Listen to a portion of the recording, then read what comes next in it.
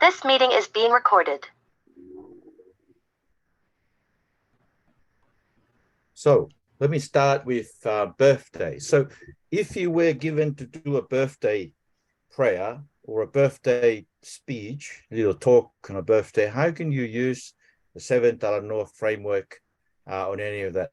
So you see what I'm doing is you pick if you know I'm assuming that you know the 7 Talanoa storylines of the whole scripture: creation and fall, Israel, prophets, Jesus, last days, and then new creation.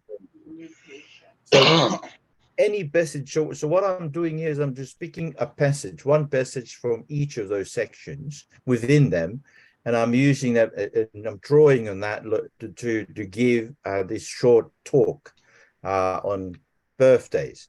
It doesn't matter whatever birthday you may. So actually, you can choose a passage and you can read it. Maybe one of your favorite passages or one of the birthday person's favorite passages, and then you can give the talk. So from the Talanoa of creation, you could say that life, according to creation, is a gift.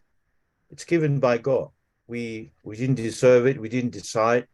But God, He created us from the dust of the ground, and then the Lord formed a man from the dust of the ground and breathed into his nostrils the breath of life, and the man became a living being. So in creation, we can see that life is a gift. Birthday is another gift of another year.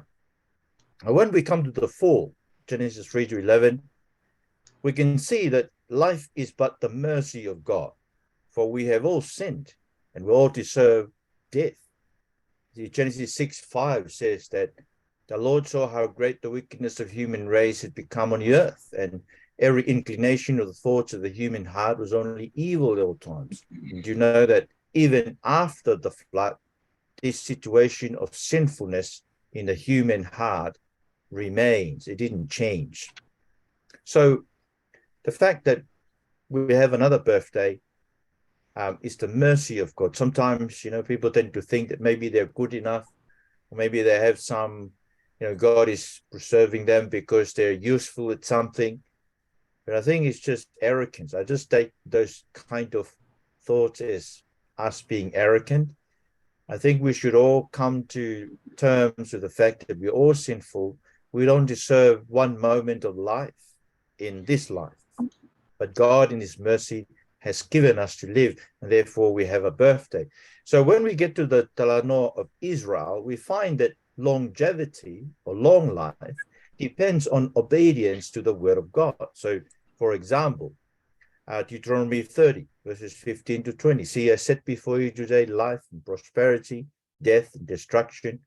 For I command you today to love the Lord your God, to walk in obedience to Him, and to keep His commands, decrees, and laws. Then you will live and increase, and the Lord your God will bless you in the land you're entering to possess. But if your heart turns away and you are not obedient, and if you are drawn away to bow down to other gods and worship them, I declare to you this day that you will certainly be destroyed. You will not live long in the land you are crossing the Jordan to enter and possess.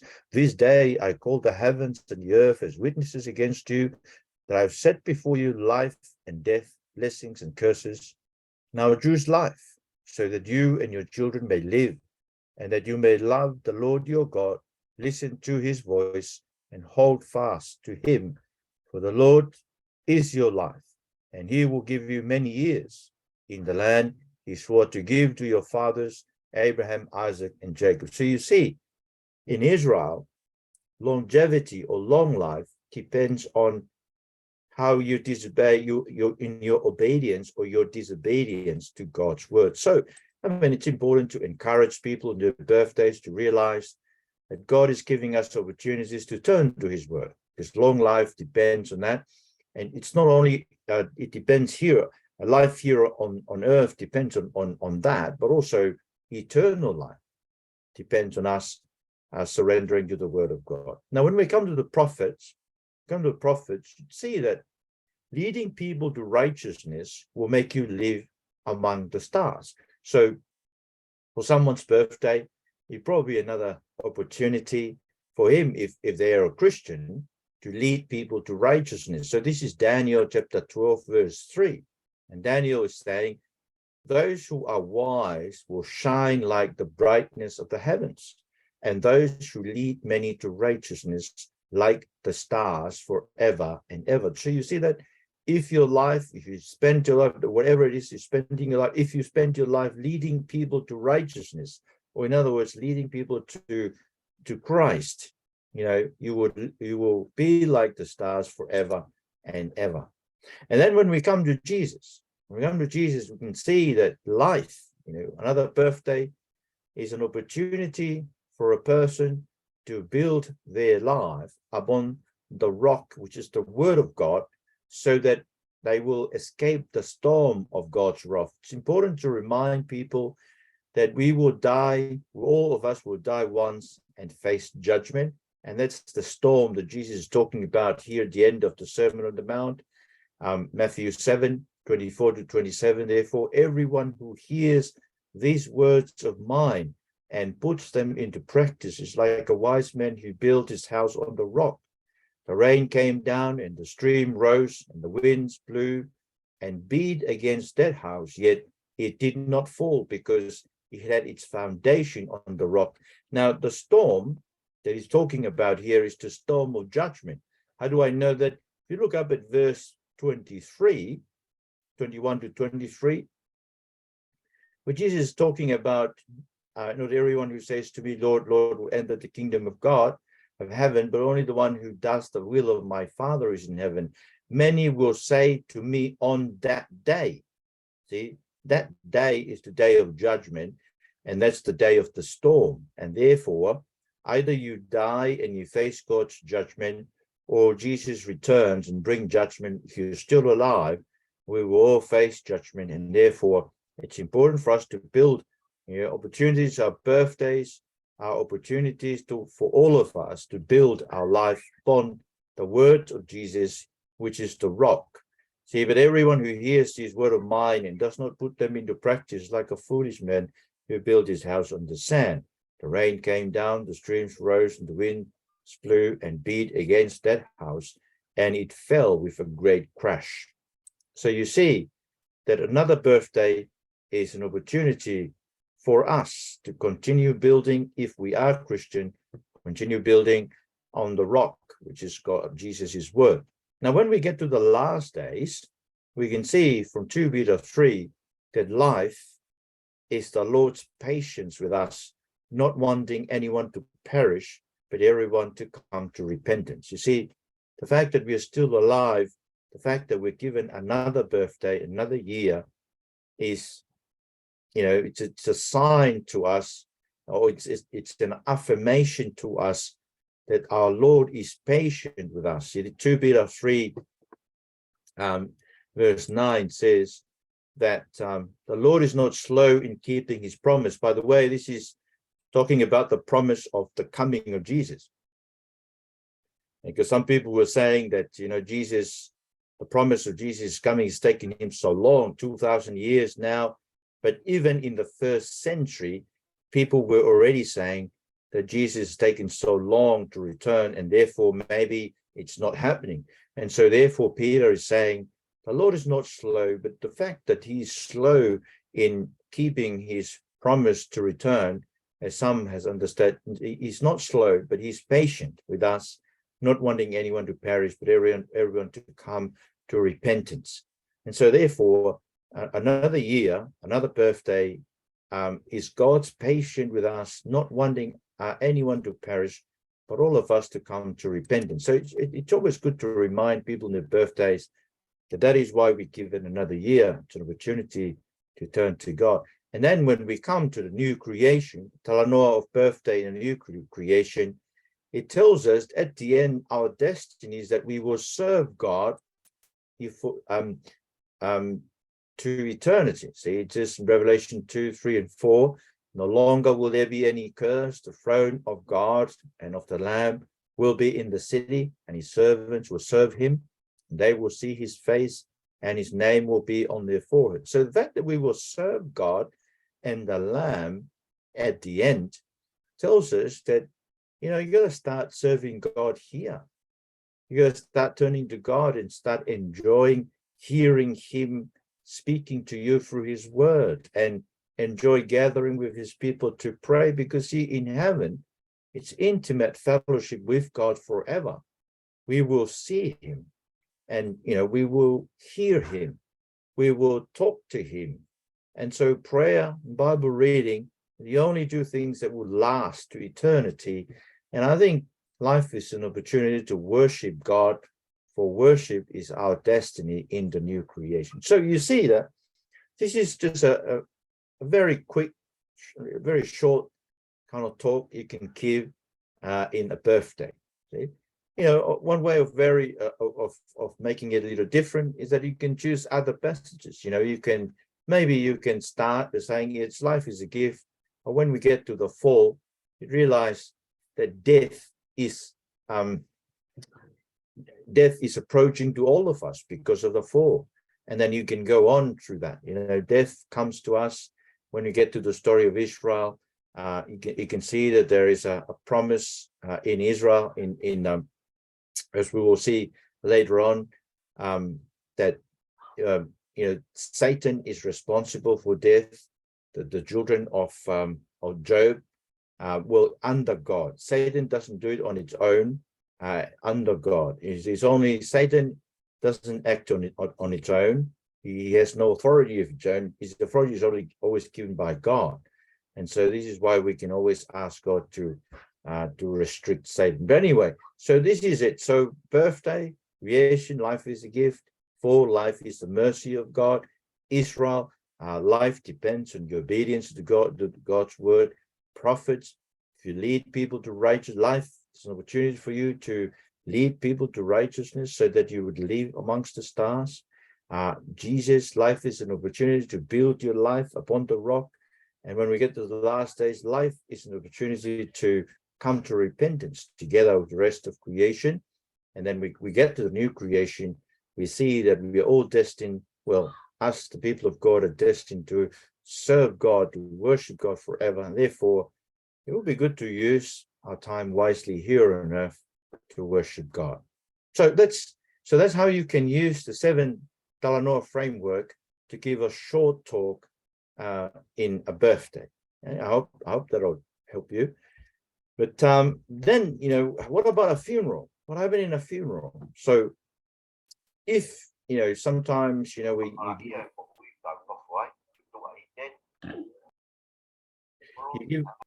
you're given an opportunity to speak in a funeral. Yeah, thanks. If you're given an opportunity to speak in a funeral, I suggest maybe you can read a psalm, whatever your favorite psalm is. Psalm 16. Psalm 16 is about resurrection. Psalm 23, the Lord is our shepherd. Psalm 46, God is our refuge in times of need. Or even any other readings. You can give a reading, and then you can give a short talk using the Talanoa framework on death and why we must prepare for it. See? So this is every time you're given an opportunity in a funeral, wherever it may be, your theme should always be the same, even though maybe you would use different passages. But your aim every time when you're given a chance to speak in a funeral is to say to people, death is coming to all of us, and we must prepare for it. Okay? So the Talanoa of death in creation, again, life is a gift, as we saw, but then death depends on whether the man will obey God's words. Remember what God said in Genesis 2:15-17. He took the man, put him in the Garden of Eden to work it and care for it, and then he commanded the man, you're free to eat from any tree in the garden, but you must not eat from the tree of the knowledge of good and evil. For when you eat from it, you will certainly die. So there you are, death.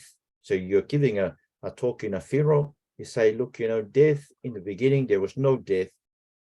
There was an opportunity for humanity to continue on without death, because God gave them a command and expecting them to obey God's word. had they obeyed God's word, we wouldn't be here in a funeral because we would live. But anyway, so that's in creation. When we come to the fall, death becomes a certainty for everyone because of Adam and Eve's disobedience to God's word in Eden. You see, as a result, we read in Genesis 3:19, by the sweat of your brow you will eat your food until you return to the ground, since from it you were taken. For dust you are, and to dust you will return. So in other words, our life starts with dust, and then it's sweating to eat food in order to preserve our lives. But then eventually you will return, you will die, and to dust you will return. So you see, life becomes a vicious cycle of toiling and labor, suffering to get food, and then we die. So as a result of that, we die because of the disobedience of Adam and Eve. And it's very important to realize that the fall is not the sexual intimacy of the man and his wife. I keep on saying that because there's a lot of mistake. Even faithful cows, even ministers, they have mistaken the fall to be that, but it's not. I've already indicated to you that sexual intimacy was a blessing of God given in Eden in Genesis 1:28, where God blessed the man and his wife so that they will be fruitful and multiply. So there you are, multiplication, reproduction. The gift of reproduction was already given in Eden. The fall is the disobedience to God's word, and therefore death becomes a certainty for all of us. Now, when we get to Israel, as I said before, Satan under God can inflict death. So this is from Job, Job chapter 1:12, where, you remember the story. Satan came and he said, look, Job is only worshiping you because, you're blessing him. You remove all your blessings from him and he will turn against you.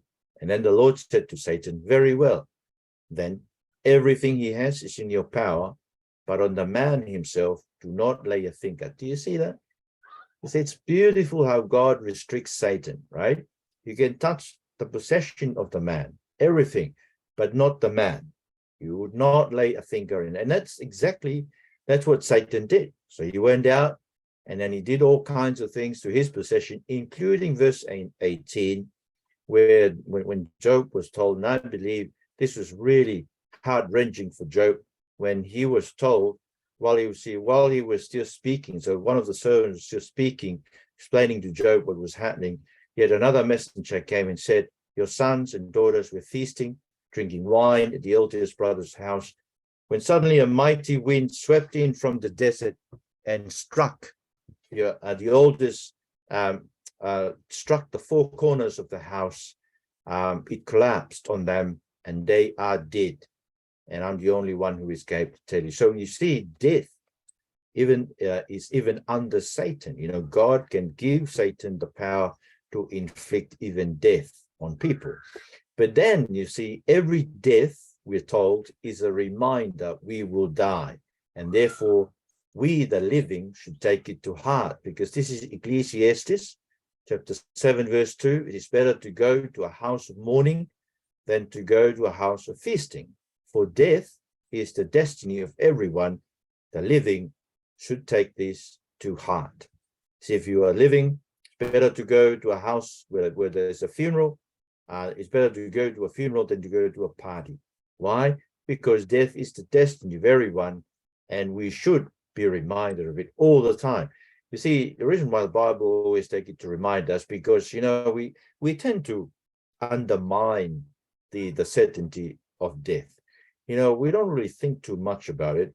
If we think about it, we don't live as if death is ultimate certain. We always make plans for 10, 15, 20 years, without saying, God willing. See, if it's God's will, we may live and do those things. Anyway, so that's death in Israel. So in creation, it's a gift.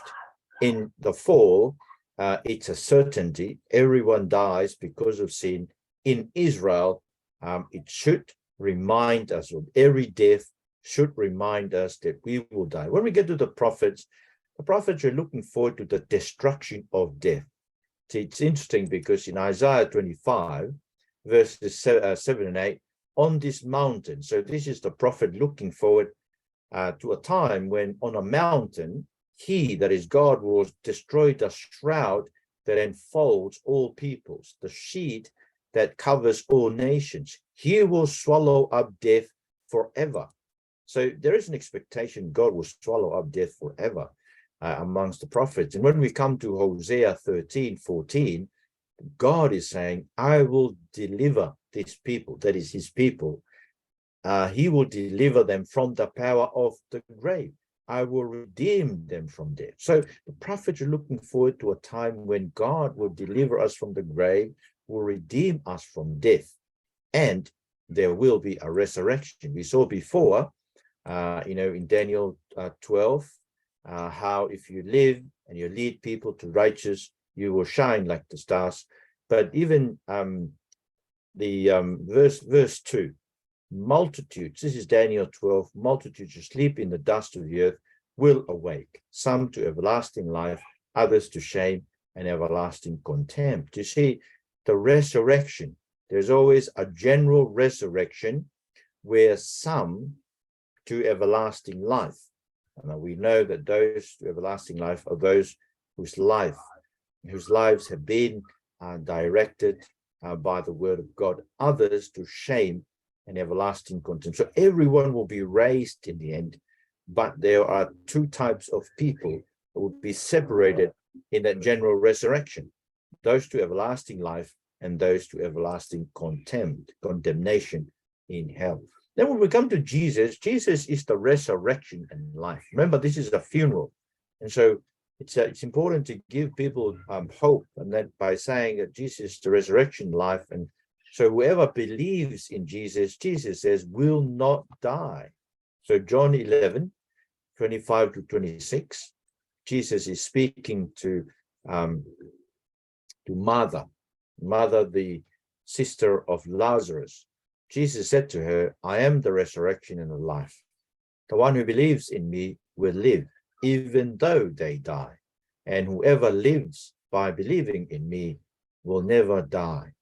Do you believe this? And I think this is a question for all of us. Do you believe that? Do you believe that if you believe in Jesus, you would never die? You see, the idea of death and life in Jesus is more spiritual. Remember how he said, that person who said, I want to follow you, but I want to go and bury my, I think he's probably his dad. I mean, Jesus was saying, look, come and follow me and let the dead bury the dead. Did you see that? So that there is the dead who is still alive, they are meant to bury the dead who is already dead. So there are two categories of death in Jesus. There are deads. So it means that if you don't follow Jesus, you're dead. So that's what Jesus was saying.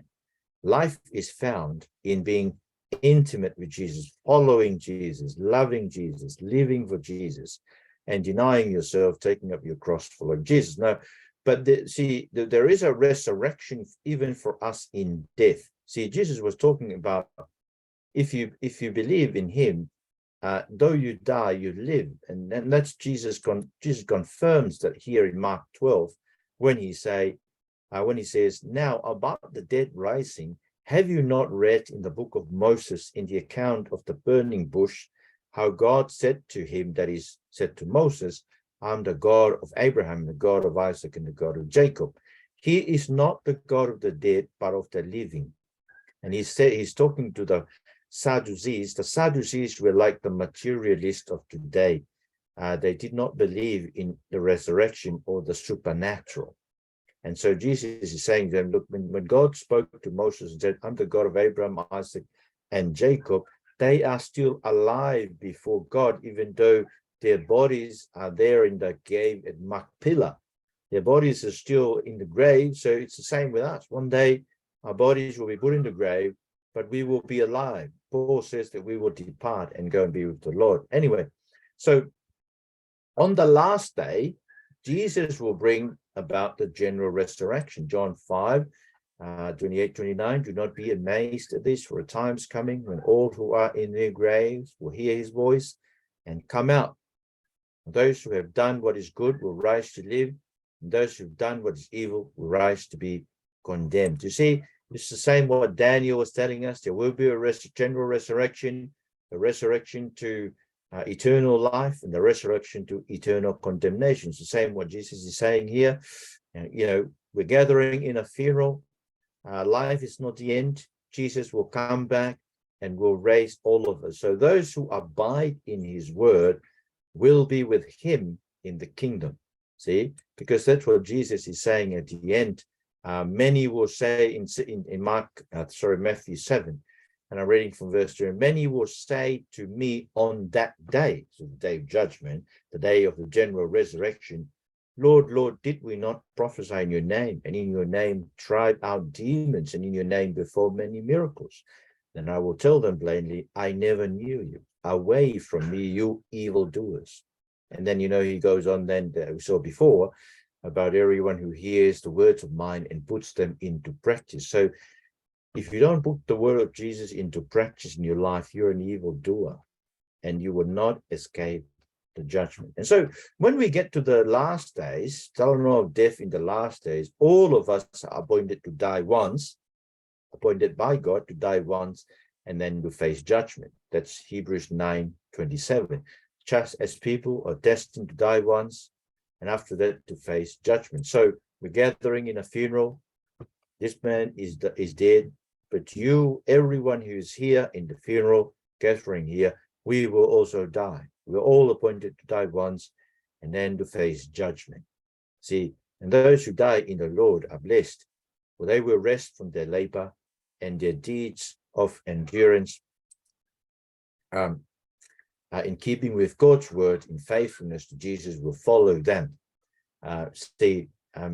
People believe that we're saved by our works, but in the context of Revelation 14:13, we will rest from our labor, and our deeds, well, the deeds that is specified in Revelation 14:13 is endurance in keeping God's words and faithfulness to Jesus. That's what they said. There in verse 12, Revelation 14. This calls for patience, endurance on the part of the people of God who keep his commands and remain faithful to Jesus. Then I heard a voice from heaven say, write this, blessed are the dead who die in the Lord from now on. Yes, says the Spirit, they will rest from their labor, for their deeds will follow them. So the deeds there, and sometimes people think that the deeds there is their deeds in church, but the deeds that John is thinking of is the deeds in verse 12. Those who keep the commands, the word of God, right? Enduring in that and enduring in faithfulness to Jesus. And so when, and of course, they are the victors who suffered and have washed their robes on the blood of Jesus. So Revelation 7:13-14, Revelation 7:13-14, one of the elders, John saw these people who are standing in heaven wearing white robes, standing before the throne of the Lamb and of God. And one of the elders from there asked John, these in white robes, who are they and where did they come from? I answered, sir, you know. And he said, these are they who have come out of the great tribulation. They washed their robes and made them white in the blood of the Lamb. So you see, in the last days, we're all appointed to die once and then to face judgment. But if you have undergone suffering, endurance for Jesus' word and faithfulness to him, God's word, and washed your robe in the blood of Jesus, you will be standing together with the victors before the presence of God and of the Lamb. And then, of course, we get to Talanoa in new creation. There'll be no more curse and no more death. Revelation 21:4, he will wipe every tear from their eyes. There will be no more death or mourning or crying or pain, for the old order of things has passed away. So those who suffered for God and whose robes were washed in the blood are saved. Friends, it's about suffering. Life is about suffering. So, in the funeral, you can say in creation, life is a gift. In the fall, death becomes a certainty to all of us because of the disobedience of Adam. In Israel, we can see that every death should serve as a reminder to us that we will die one day. And when we come to the prophets, we're looking forward to the time when God will destroy the power of death and the grave. And Jesus is the resurrection in life. That is, whoever believes, in other words, Jesus comes with the power of the resurrection, the power to destroy death, you see, because whoever believes in Jesus will not die. Okay? And in the last days, he will raise us up to live with him, those who have labored by obedience to his word. And then, of course, in the last days, we're all appointed to die once, to face judgment, but the victors, those who have suffered and endured for the word of God and for Jesus, and who have washed their robes in the blood of the Lamb, will be in heaven. Because when we get to the new creation, there'll be no more death. And all our sufferings will give way to a time where we will be with God, serving him forever. So the hope that we have in death is the hope that Jesus brings as the resurrection and the life. So you see that's the short talk you can give in a funeral using the 7 Talanoa framework. And then the last one I wanted to give to you is, what if you're given an opportunity to perhaps to share a few words on a text, right? The text that I got, this is just I look at the lectionary readings. The churches were doing the lectionary reading. We don't no longer do the lectionary readings because we're doing the McChain readings. But this is for this Sunday. The gospel reading comes from John 18. And I picked this verse. What if you were to share something on this verse? This is John 18:36. And it says, Jesus answered, "My kingdom is not from this world. If my kingdom were from this world, my followers would be fighting to keep me from being handed over to the Jews. But as it is, my kingdom is not from here." John 18:36. So just to repeat, the important part of this text is this. Jesus is saying, my kingdom is not of this world. And then he repeated it by saying, my kingdom is not from here, that is not from this world. So where is Jesus's kingdom? So now then, you ask the question, now you're going to take your listeners through the 7 Talanoa storylines of the scriptures to show them where the kingdom of Jesus belongs. So in creation, you see the kingdom is set up by creating man in God's image. And then God gives him his word to show him how to serve God in the garden. And the woman was created to help him serve God. So that's the kingdom of Jesus in creation. Adam and Eve were meant to live and serve God on the basis of his word in the garden. In the fall, Jesus' kingdom was overturned by our disobedience. Adam's disobedience is a representative of humanity, and therefore we all disobeyed. Therefore, we were cut off from God to live under the kingdom of darkness, under the curse of toil, suffering, and death. So Genesis 3:17-19, see the kingdom of Jesus is overturned, and all of us are born living in this kingdom of darkness under the serpent, because we're all born sinners because of the fall. Then in Israel, Jesus' kingdom was promised to Abraham and David. I think we saw that in Genesis 12:1-3 and 2 Samuel 7:12-16.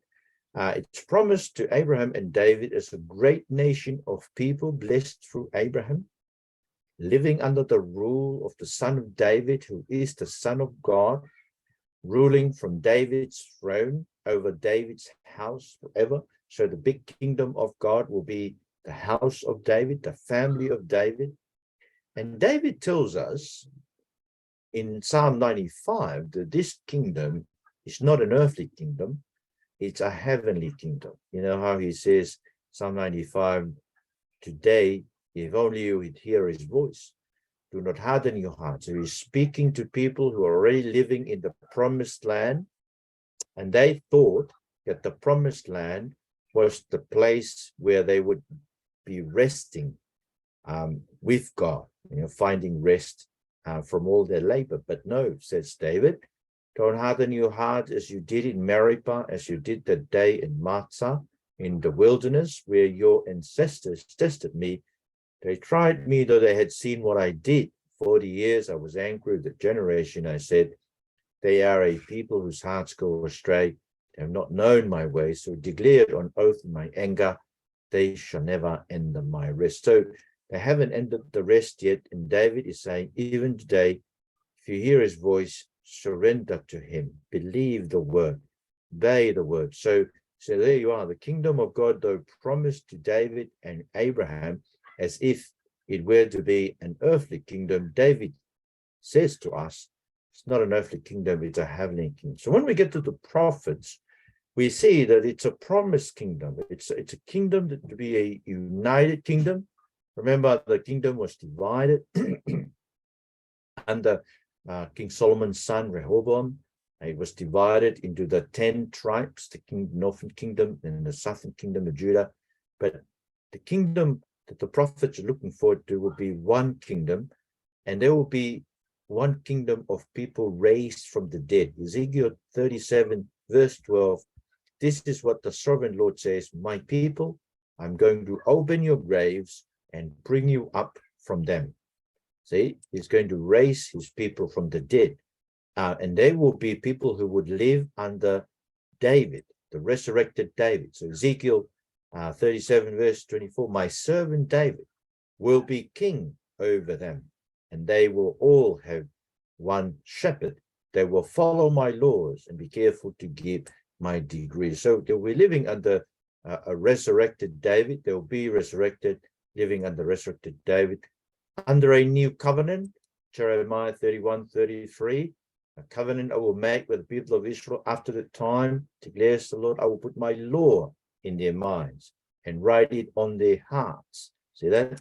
The law will no longer be written on tablets of stones as they were given to Moses, but on the tablets of the human hearts. And therefore we will be obedient to him, because you see, the Lord promised, I will give them an undivided heart.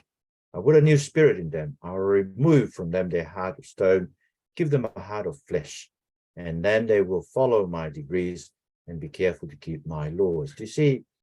And God will live with them. So the kingdom that the prophets were looking forward to is a heavenly kingdom, it's a united kingdom under David, the resurrected David, living under new covenant, fully obedient to God, and God will live with them. And then Jesus comes. And Jesus said, my kingdom will come on the clouds of heaven, and everyone will see him. See, this is him. Remember, he's being judged by the religious authorities. This is Mark. This is account of his judgment under the religious authorities, Mark 14:61-62. And they ask him, this is the high priest. Again, the high priest asked him, are you the Messiah, the Son of the Blessed One? I am, said Jesus. And you will see the Son of Man sitting at the right hand of the Mighty One and coming on the clouds of heaven. So you see that the kingdom of Jesus, he's speaking about, his kingdom is not from here, because his kingdom will come on the clouds of heaven, and they, that is the high priest, and those who are judging him, they will see him. And then, of course, we get to the last days, and we see that Jesus has been ascended to the right hand of God. He rules from there as the Lord in Christ, and he gathers his people to him upon Mount Zion. Remember this, because what we're looking at is, where is the kingdom of Jesus? And we've seen the kingdom of Jesus in creation, we've seen it in the fall, we've seen it in Israel, and then in the prophets, and now in Jesus. He is, his kingdom is coming on the clouds. But when we get to the last days, from Extra Revelation 20, we can see that Jesus is gathering his people upon Mount Zion by faith. You remember Hebrews 12? You have come to Mount Zion. You the believers, you have come to Mount Zion, to the city of the living God, the heavenly Jerusalem. You have come to thousands upon thousands of angels in joyful assembly, to the church of the firstborn, whose names are written in heaven. You've come to God, the judge of all, to the spirits of the righteous made perfect, to Jesus, mediator of a new covenant, and to the sprinkled blood that speaks a better word than the blood of Abel. So you see, Jesus is gathering us to God and to all the righteous, to the church of the firstborn, gathering on Mount Zion. So that's where his kingdom is today. We gather in heaven with him. And so when we get to verse 28 and 29, so we're told that this gathering on Mount Zion is the kingdom. So therefore, since we are receiving a kingdom, see, where is that kingdom? It's a kingdom that gathered upon Mount Zion, with God and all the righteous people, the kingdom of those whose names are written in heaven, the firstborn. So therefore, since we are receiving a kingdom that cannot be shaken, let us be thankful and so worship God acceptably with reverence and awe, for our God is consuming fire. So this is how we live as we await the coming of the kingdom of Jesus.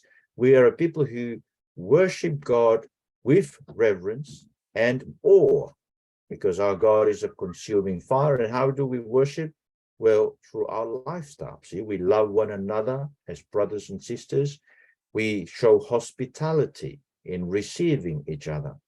We continue to remember those in prison, our fellow believers who are persecuted, in our prayers. We keep our marriage pure, for God will judge the adulterer. We keep our lives free from the love of money. You see, worshiping is a way of life.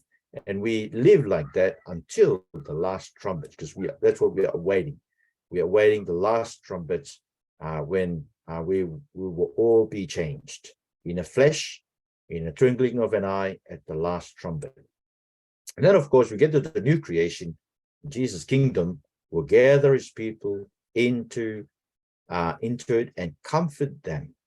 And we will worship God forever. And so therefore, we pray, come Lord Jesus. You see, this is how you can use the 7 Talanoa framework to explain a text. So the text is Genesis 18:36. Jesus said, my kingdom is not of this world. My kingdom is not from here. So where is his kingdom? Well, in creation, it was Adam and Eve under his word. In the fall, it was overturned. And so all of us are born under the kingdom of darkness, under the serpent. In Israel, it's a promised kingdom of people who will be blessed through Abraham, living under the Son of David, Son of God. And David tells us that it's a heavenly kingdom. And the prophets are looking forward to that heavenly kingdom under the new covenant, where God will grant us obedience, we will live with him. And even Jesus himself says, well, his kingdom will come on the clouds of heaven, and everyone will see him. And then in the last days, see, he's already gathering his kingdom to him in heaven, upon Mount Zion. See, if you're a Christian, you're already gathered to him. And if you're gathered to him, we worship him here on earth with reverence and awe. You see, as I showed you, how we live our lifestyle fearing God in every way, because when we get to the new creation, we will all be those of us whose robes have been washed in the blood of the Lamb, who have endured suffering, weeping for the name of Jesus and for his word. We will be comforted, for we will see God and we will worship him forever. So that's how you could use this. You see, this is how you can use the 7 storylines. Firstly, to give a talk on a birthday, and secondly, you can use it to give a short talk on a funeral. Thirdly, you can even use it to explain a passage, a text. You see? Are there any questions? You can see that we still have a lot of time. Maybe we can just also include here using looking at marriage. What does the 7 storyline tell us about marriage? Any question? Any comments? Do you think you can do it? Because I'm giving you topics like apportion, and I'm asking you, use the 7 Talanoa storylines to tell me, what does the Bible say on that, on apportion? See, that's one of the topics, not the only one. I give you 4 to choose from, but you're only meant to do 1. And I'll be looking forward to that. So do you see what I do? So what you can do, you can just, from each of the Talanoa, you can pick 1 verse from within the parameters. So for example, creation within Genesis 1 and 2, Genesis 3 to 11, you can pick a verse from there. Genesis 12 to the Song of Song. So you can only use 1 verse. I mean, you can use 2 if you choose. But so how can you pick those verses? Well, I would suggest the use of a study Bible. You have a study Bible, or if you don't have a study Bible, the other way now, there are a lot of resources online. I use there is a website called the Bible Hub. Bible Hub, HUB. It has all kinds of Bibles, even interlinear Greek and Hebrew, and it also has the commentaries, even sermons from people. Concordances. You understand what concordances are? Concordances is they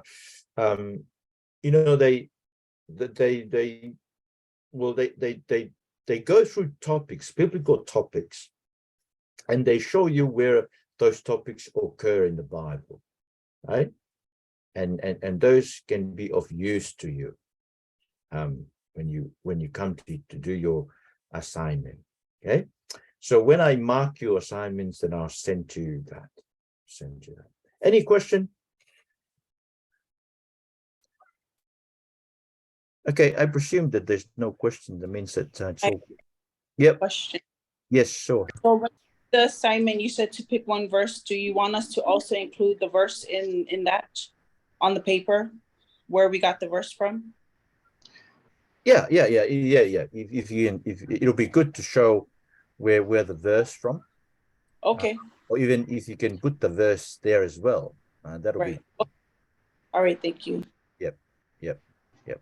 So see, but this is one of the aims of this class is to help you see that.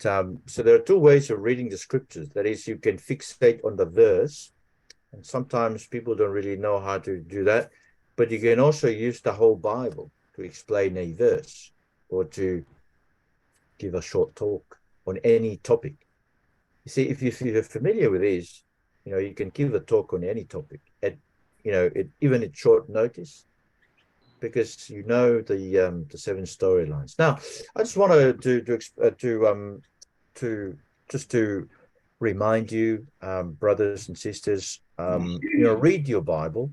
Do you see? It's important if you know your Bible, this will work. If you don't know your Bible, the 7 storylines would not be of any help to you, because you probably have the storylines, but you wouldn't know how to use it. David? No.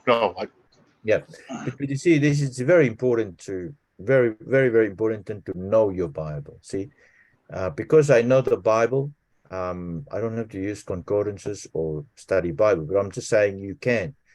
Some of your Bibles also have in the middle, it has a kind of a reference. That is, it will tell you, where the idea in this verse in the verse is used in other parts of the Bible, right? So you can use that as well. Okay. Now let me just quickly take you through then. So what does the Bible say about marriage? Let me open this and then I'll.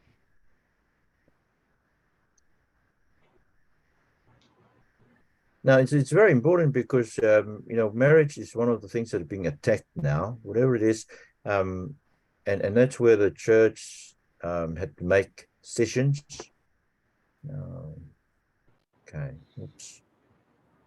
Wrong one.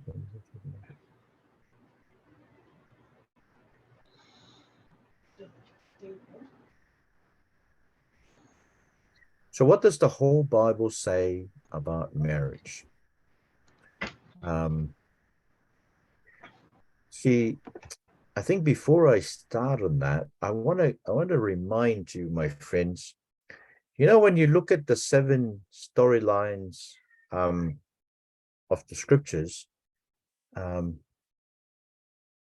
you should remember that there is a progress from creation through the fall, through Israel, through the prophets to Jesus. And Jesus is the fulfillment of everything that God had said in the Old Testament. Now, it is very important to take Jesus as the fulfillment of everything, because otherwise we may end up looking forward to the literal fulfillment of some of the Old Testament prophetic words. Say, for example, there is an expectation that that there will be a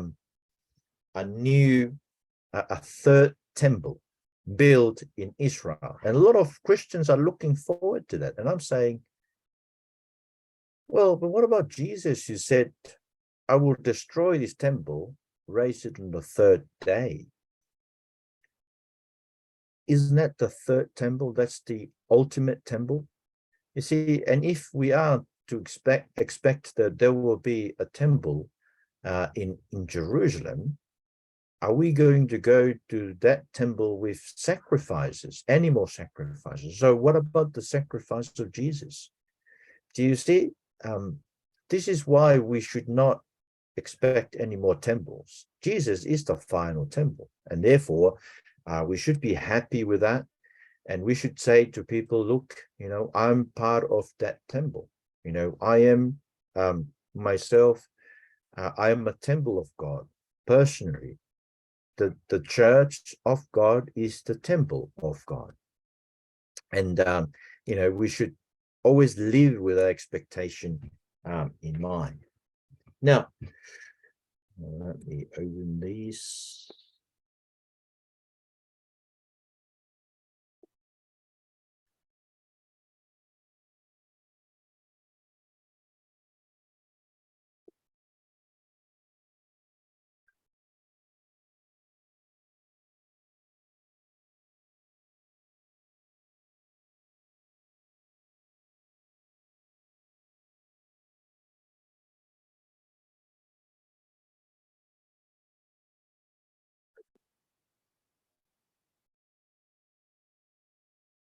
Okay, so this is how the 7 storylines of creation fits together, and I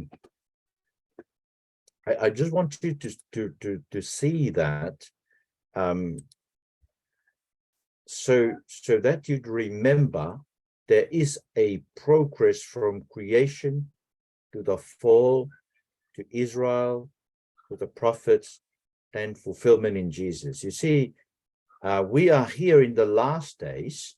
We're part of the story because we stand in the last days between the first coming of Jesus and the new creation. Now, why is that important? Why is it important to realize that Jesus is the fulfillment, as I said, so that we no longer expect any more temple to be built in Jerusalem? Okay, because Jesus is the true temple, and we have been gathered to him, build upon him, to be the spiritual house.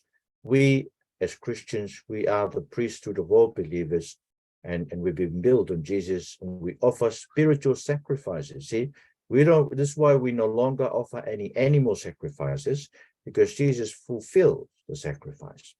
Now, another way in which this is important is when you think about marriage. Do you know how that polygamy was practiced in Israel? So let me see what I can use this pen.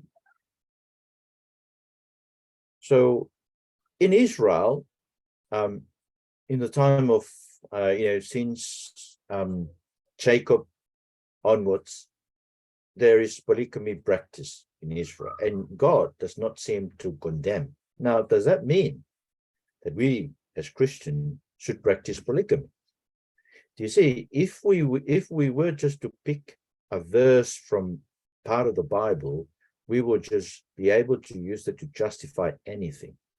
But this is why we should always use the 7 storylines, because the 7 storylines of the Bible, 7 Talanoas, it is based on the understanding that the story of the Bible is just one story. It's one story progressing. So there's a progression from creation to the fall, to Israel, to the prophets, to Jesus. Jesus is the climax, the fulfillment of God's words in the Old Testament. So therefore, we don't practice polygamy, because Jesus said, in creation, there was just one woman to one man. But see, there was also the question that I've been asked about, what about women's preaching and ordination, because there were female prophets in Israel? So do you see? It's just the same kind of logic. Polygamy was practiced in Israel, so therefore we should practice polygamy. There were women prophets in Israel, so therefore we should allow women to prophesy, to preach today. And then there was somebody who asked me last time, what about Aaron, who was given a head covering, a head, right? You know, Aaron as the high priest. Yes, he was meant to be given a head, and on top of that was written, "Holy to the Lord." And so I can see the idea is Aaron has a head, so maybe we should all wear a hat in church like Aaron. Do you see the absurdity of that kind of logic? But you know, it does make sense. That kind of logic can only work if there is no progression towards Jesus. If Jesus is not the fulfillment of everything in the Old Testament, then, well, maybe we should practice polygamy. Maybe we should put on a head like Aaron. Maybe we should allow women to preach and be ordained, you see. But you see, because the story is one story fulfilled in Jesus, therefore we can say, yes, Aaron had a hat, and written on it, "Holy to the Lord," but Aaron was given that hat because he was the high priest of Israel, okay? And today, that high priest role is fulfilled in Jesus, because that's what the book of Hebrews is saying to us. We don't have any high priest today because our high priest is Jesus, who is standing for us in heaven, praying, interceding for us, and therefore is able to save, because he doesn't die. Every high priest in the Old Testament died. Jesus lives forever and therefore is able to save us. See that? So that is why we don't have to put a head on our head today. But Paul says, in the church of God, men should not wear a head covering, but women should wear a head covering, because now it's the acknowledgement that Jesus, our high priest, is the head of the church. He is the head of every men in the church, and that the male leaders are there under Christ. You see, and the women and we men acknowledge that we sit under that authority by not wearing anything on our head. And women acknowledge it by wearing a head covering. So you see, and some people will always do that. You know, they always go back to the Old Testament and say, look, what about women prophets? Now, you know, with women prophets, I always say to people, look, yes, we have women prophets in the New Testament, but they don't have the authority of the women prophets of the Old Testament, because the women prophets of the Old Testament, they spoke the word of God. Whereas the women prophets of the New Testament, according to 1 Corinthians 14, verses 27 to 29, they can get up and speak something and share something. So the women can prophesy in church, but prophecy, says Paul, is a revelation given to a person. So it's not like teaching where you're preparing where you're teaching the body of teaching entrusted to us by Jesus in the apostles. So that's teaching and proclaiming. But a revelation is just something God has put in somebody's heart, and even a woman can get up and share that in church or in a gathering with the aim of encouraging other people. Do you see that? But then, see what Paul is saying is that there are other people who will sit in judgment of what they're saying, because it's very important, so that when women and men prophesy in church, they won't come up with something totally against the scriptures. See, the Uniting Church here in Australia, back in 2018, they closed doors and they said the Spirit was telling them that homosexuality is good for the church. It's the new work of the Holy Spirit. And so we can't say anything about it because the Holy Spirit is saying this to us. Do you see? That's not the Holy Spirit. How do we know it's not the Holy Spirit? You see, because the Holy Spirit inspired the written word. And in the written word, we're told that homosexuality is abhorrent to God. And the Holy Spirit does not lie. He doesn't say one thing there and then say one thing today. You see, the Holy Spirit, God does not lie. It's the church that is lying. So that is why women can prophesy in church. You can get up and you share something that God has put in your hearts, but whatever you say will be judged by the scriptures. If it goes against scripture, and we know it's not a word from God, it's a word from you or from the devil. So there you are. So it's very important to understand it. Now, so probably you can see this. Now, what's the Bible say about marriage? Is homosexuality and polygamy allowed? Is there marriage in heaven? So this structure helps you to see how the 7 Bible storylines fits together. Now, creation. So what does the Bible say about marriage in creation? Genesis 1:27 to 28. I think we've seen that God created male and female, and therefore marriage. This is why we don't really know what to call, the homosexual union, because marriage is meant to be a man and a woman, okay? And therefore, the man should leave his father and mother and be united to his wife, male and female. So creation tells us marriage is something between a man and a woman. And verse 28 of Genesis 1, and I said to you, reproduction is already designed by God. It's the blessing. He says to them, be fruitful and multiply. So in creation, we're meant to multiply and reproduce children in the image of God. So this is why as Christians, we should always raise our kids as Christians, pray with them, read the Bible to them and with them, and worship with them at home. But then, of course, the fall comes. When the fall comes, Genesis 4, I put Genesis 4:19 here. It's probably about the 2 wives of Lamech, because that's the beginning of polygamy in the Bible. But the fall presupposes that the woman would always had desire over the husband, but that the husband will rule over the woman, which means that we should expect domestic violence in marriage. Domestic violence is part and parcel of the fall. You should expect it. And therefore, you should always speak to people about their marriage and ask them how they're going. People need all the help in the world. Men, especially, needs all the help in the world, and all our prayers for the men, husbands, to be loving towards their wives, to lay down their lives for their wives.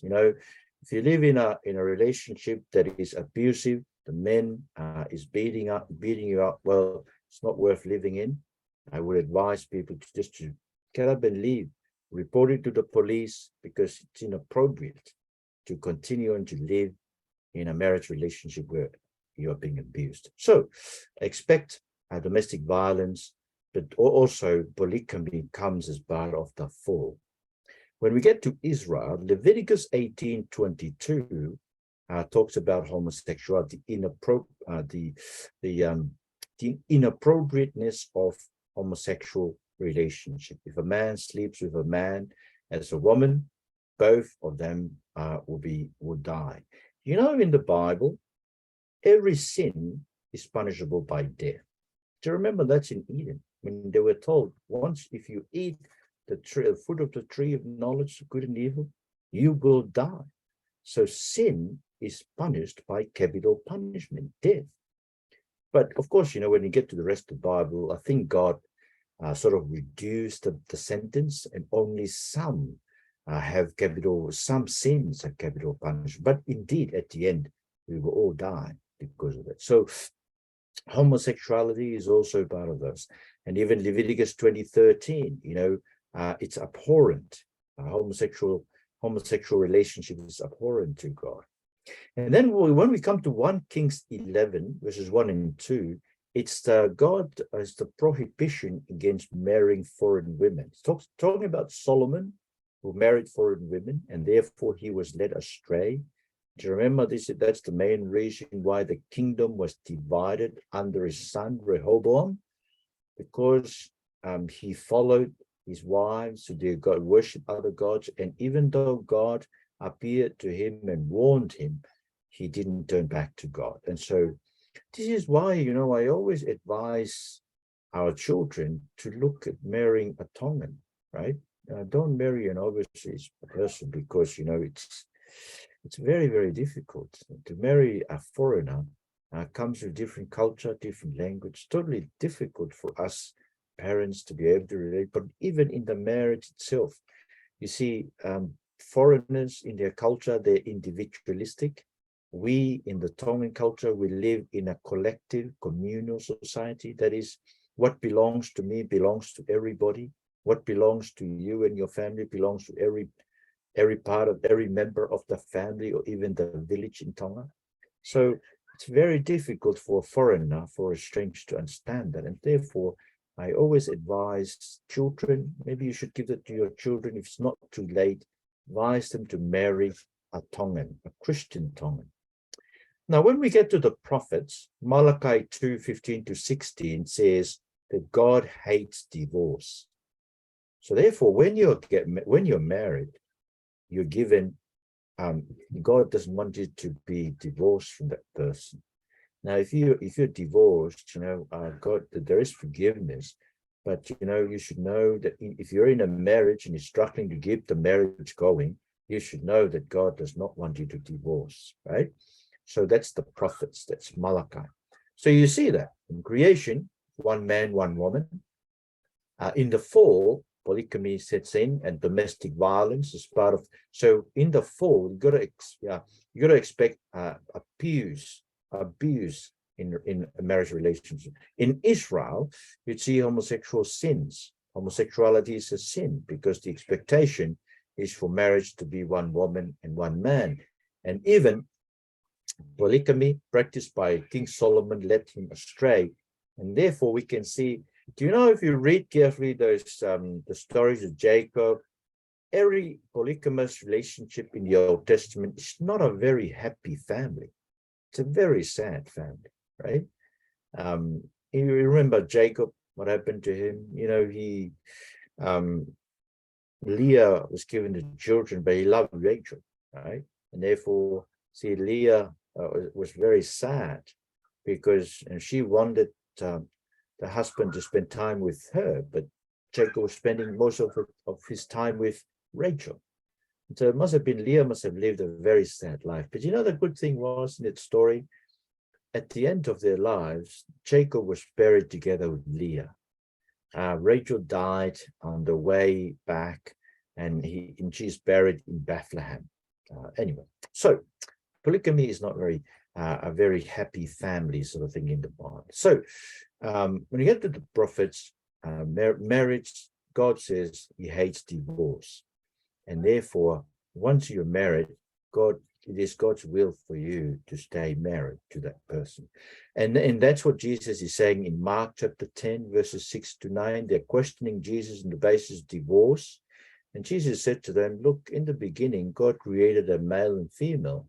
And what God has united, let no man put asunder. Therefore, it is his will for them to live together till death do them apart. So we should make sure that divorce is really difficult for people to get into, right? We should not make divorce easy. Well, there are reasons in the scriptures. Jesus said unfaithfulness in marriage, but even that, if there is repentance on the part of the unfaithful person, you can bring them back. But if that happens again and again and again, you can be sure there's no true repentance, and therefore it's not worth living in such a relationship. Anyway, but in Mark 12:24-25, Jesus said that marriage only happens in this life. There is no marriage in the resurrection in heaven. So the Mormon church is wrong about saying that you'll be married in heaven, because Jesus said in the resurrection we'll be like angels, and we will need any marriage. We will be like angels who will live for God. Then, of course, when we get to the last days, Romans 1:26-27 tells us that those who are involved in homosexual relations are under the wrath of God. So if you know people who are under that, you need to pray that the Lord will rescue them from his wrath. The reason why they're involved in homosexual relationship is because God is angry. He's giving them, he's letting them destroy themselves, and they are destroyed. So you see, people in homosexual relationship are being destroyed. We're very unloving to support them in that kind of lifestyle, because God says their punishment is to be seen in their own bodies. So in their own bodies is their punishment. But then, in 1 Corinthians 6:9-11, we are told that homosexuality, adultery, sexual immorality, all kinds of immorality, including greediness, drunkenness, none of those will ever have inherit eternal life. And then 1 Corinthians 7:1-2, Paul says, if you can live a single life, please do so for the Lord. But if you are tempted every time to commit sexual immorality as a single man or woman, you should be married. You see, if you have a desire, right, for sexual intimacy as a single person, that means you don't have the gift of singleness. But if you don't have that kind of desire, maybe you have the gift of singleness. And Paul says, if you have the gift of singleness, then you can be devoted to the Lord. But if you are married, your life and your time is halved. That is, you have half of your time to the Lord, half of your time to to build up your marriage. So as a married person, you should make sure that you have time to build up your marriage. Take your wife out or your husband out once a week, have a date night, talk to them, have coffee with them, or maybe at home. We need to support each other to keep working in our marriage. But see, that's last days. In the last days, we need to keep working in our marriage. Paul in 1 Corinthians 7:4-3-5, he's saying that we should be more intimate, sexually intimate in marriage, and only stop to pray, because you see, sexual intimacy in marriage prevents us from falling into sexual immorality and adultery. So in marriage, intimacy in marriage for us married couples is a tool to protect us from immorality. And you see, somebody was asking me some few years ago whether you become dirty if you sleep with your wife, and I said no, because you see, in Hebrews 13, we saw that before. Hebrews 13:4 is you keep the bed clean, you keep the marriage bed clean. So there you are, it's pure.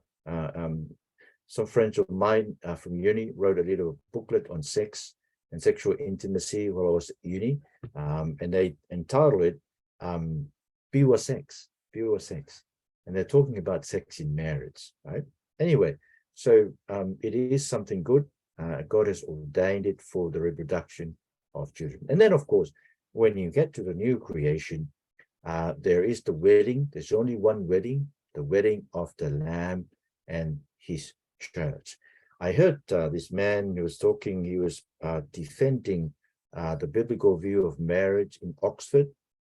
It's a guy called Calvin Robinson. It's a surprise. He's a young man. He's been denied ordination by the Anglican Church in England because of his position regarding marriage, because he kept on saying to them, look, sexual union is not biblical. You should come and support. But one of his supporting ideas is that, homosexual union is like the church saying the church is going to marry the church and not the lamb. And I think he's right. We want to marry ourselves and not to marry Jesus. Whereas God's plan is for the church to be the bride of his son. And that's what will happen to us in the new creation. So you see that. So what does the Bible say about marriage? Right? Is polygamy allowed? Is there marriage in heaven? What about homosexuality?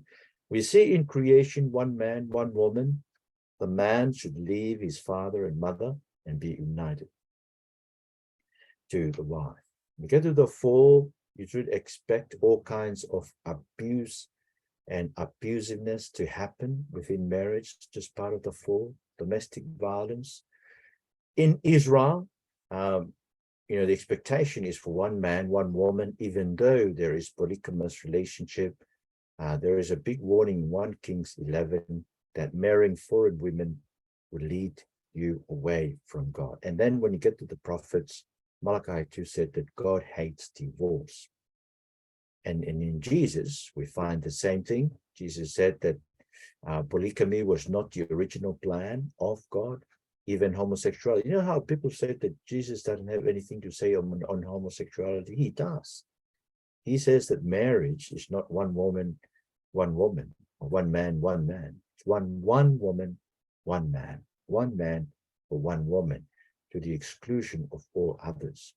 And that there is no marriage in heaven. That's what Jesus is saying. In the resurrection, I can ask God to sit together with my wife, Elizabeth, but there is no marriage in there. And then when you get to the last days, we're given all kinds of warnings against sexual immorality and adultery and all kinds of sexual perversity, including homosexuality. It's the wrath of God. And then Paul encourages us to keep on being intimate in marriage so that it will protect us from going astray. And then when we get, of course, to the new creation, then, those who have washed their robes in the blood of the Lamb will enter the city and enjoy the tree of life. In the resurrection, there'll be no marriage. We'll be intimate with God. And every desire in us that was fulfilled through sexual intimacy will be fulfilled by the Lamb and fulfilled by Jesus. So we're looking forward to that. So that's what the Bible. See, you see that this is one way in which you can use the 7 stories. See, in putting it like this, you're able to see how the 7 storylines connect to each other, and then you can just put the passages in there. And the only other thing is that you have to provide some explanation of it. Any questions? Is there any questions? So we're able to do the 4. So I've given you 4 short lectures today on how to use the 7 storylines, 7 Talanoa framework for a topic, which is marriage, for explaining a Bible verse, right, which I used John 18, for a short talk in a funeral, and for a short talk on a birthday.